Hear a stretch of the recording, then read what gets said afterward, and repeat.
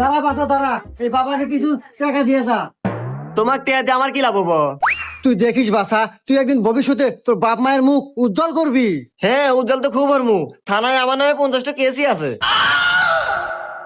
আরে বাসা, জীবনে এগুলো হয় থাকে। তুই একদিন দেখিস কষ্ট করে টাকা কামাই করে এই গ্রামের ভিতর সবচেয়ে বড় রাজপ্রাসাদ করতে পারবি।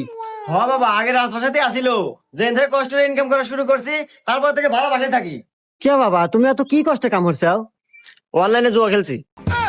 হুমুন্দি কয় কি রে? আরে বাবা, তোর বাপ মা খুব ভালো থাকবো, খুশি থাকবো, তাও কিছু দে। হ্যাঁ, যেদিন থেকে বাপ মায়ের বিয়ে হয়েছে তারপর থেকে সংসারে ঝগড়া বিবাদ শুরু হয়েছে, আজ পর্যন্ত মেটে নাই। এই বাসা, তোর ছোট ভাই আছে?